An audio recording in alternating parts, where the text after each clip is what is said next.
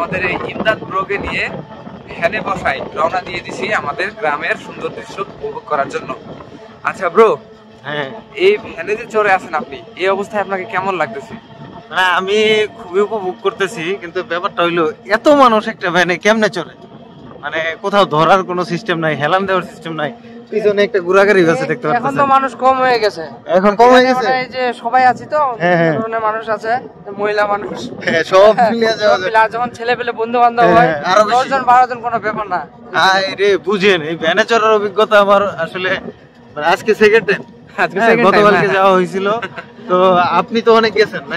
হ্যাঁ, আমি অনেক গেছি। তারপরে যে পিছনে যেগুলো বসে আছি, মানে আপনি বাদে আমরা সচরাচর এই যে গ্রামে আসলে ভ্যানে চড়ে যাই। হ্যাঁ, তবে এদিকে যোগাযোগ ব্যবস্থাটা বেশিরভাগ আছে মানে ভ্যানেই। মজার।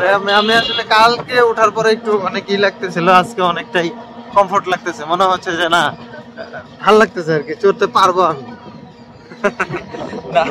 আপনি আর কয়েকবার করলে মানে চললে আপনি নিজে একটা মানে ব্যালেন্সের মধ্যে নিয়ে চলে আসতে পারবেন।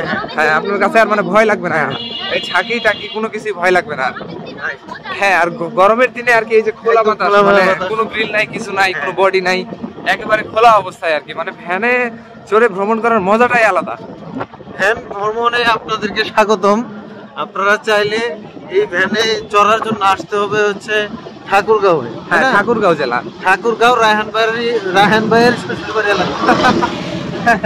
হ্যাঁ, ঠাকুরগাঁও এসে যে কেউ বলবেন যে রায়হান ভাইয়ের শ্বশুরবাড়ি এলাকায় আপনাকে নিয়ে চলে আসবে। আপনার জন্য ভ্যান অ্যাভেলেবেল থাকবে, না হলে এই পেজের মেসেজে গিয়ে রায়হান ভাইকে নক করতে পারেন।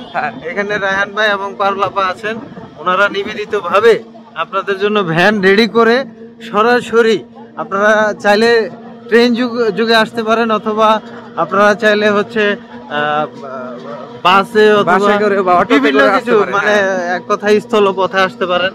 তো আসার পরে এই পেজে আসার আগেই নক দিয়ে আসবেন। এখানে পারুলাপা, রায়হান ভাই তারা নিবেদিত ভাবে আপনাদের জন্য ভ্যান ম্যানেজ করে রাখবে, এবং সেই ভ্যানে করে এই আনন্দ, এই মজা এবং এটার যে একটা ফিল, সেই ফিলটা নিতে পারবেন।